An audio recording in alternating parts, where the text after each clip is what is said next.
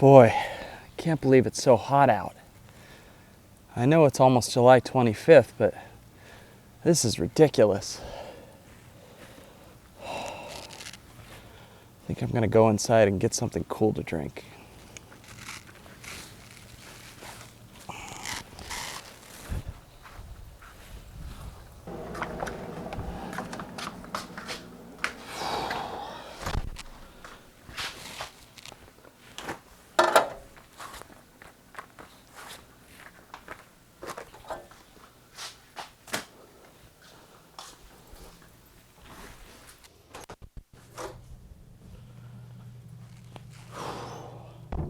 Much better. Honey, I got a nice tomato from the garden. What's going on in here? Honey, what is all this stuff? Honey, isn't this exciting? It's Christmas in July!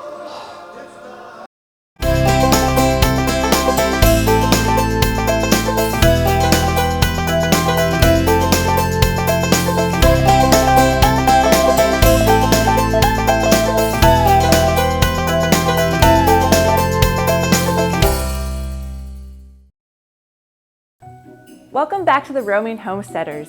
I'm Wendy, and today we're going to be talking about Christmas in July.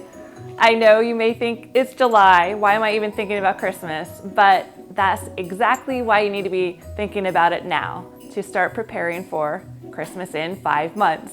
One thing, as homesteaders, we like to think outside the box.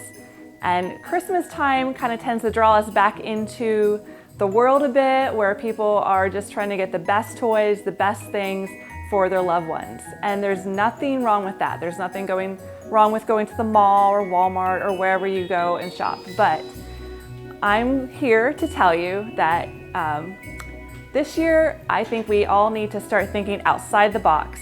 We need to start preparing now. And that means going to yard sales, going to Goodwill, going to thrift stores, looking for sales between now and Christmas.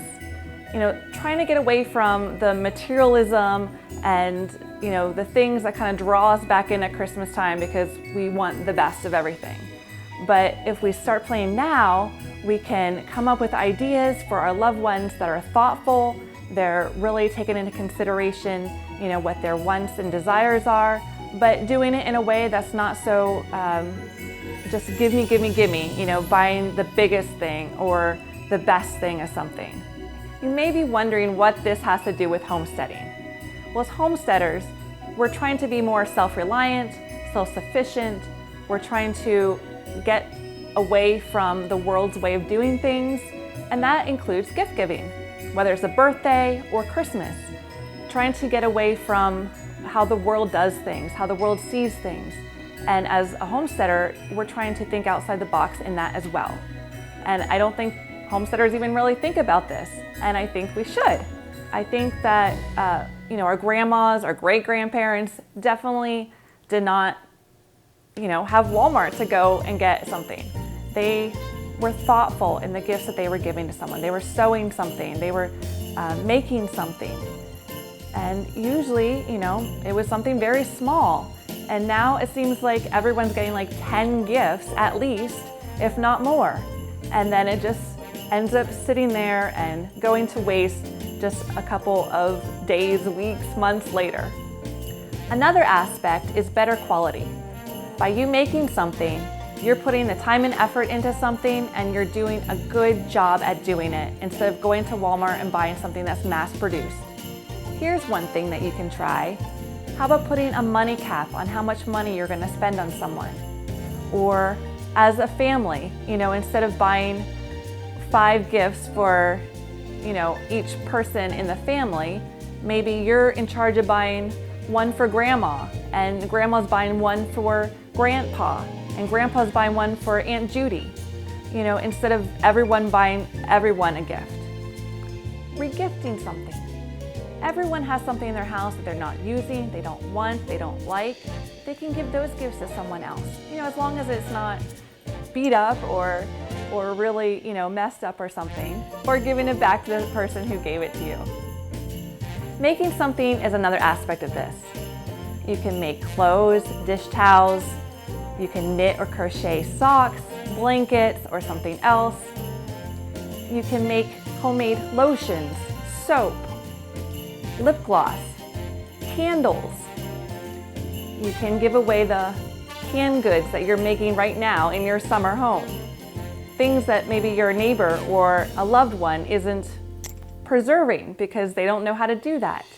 You can make homemade crafts, pictures. You can even just take photo pictures of yourself and put together a collage for somebody.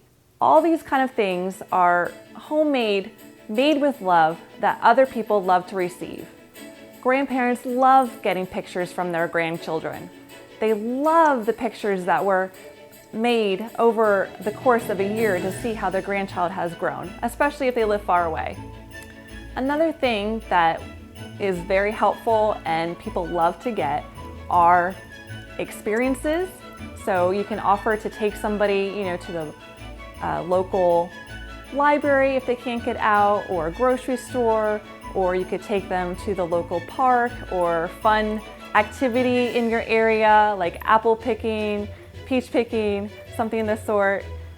Taking them out of the house and having a shared experience is always great. You can also offer to babysit, cook, clean, chop wood, or any other helpful service. But you need to follow through in those commitments because no one likes to feel like you copped out at the last minute by getting a coupon book and then you don't follow through. When you prepare now, you're preparing so that you don't have to do this during the rush of the busy fall and Christmas season. Right now, I'm going to be working on some baby blankets for some folks who are due around the Christmas holidays.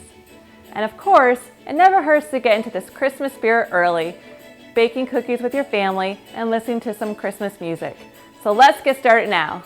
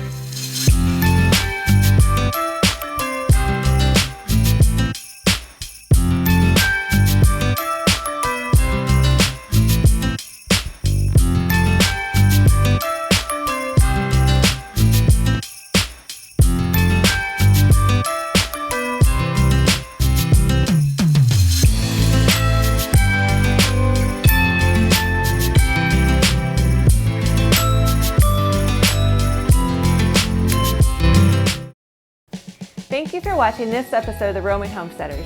If you like our channel, please subscribe and hit the notification bell so you're notified when new videos are put out. And remember, Merry Christmas in July! Bye!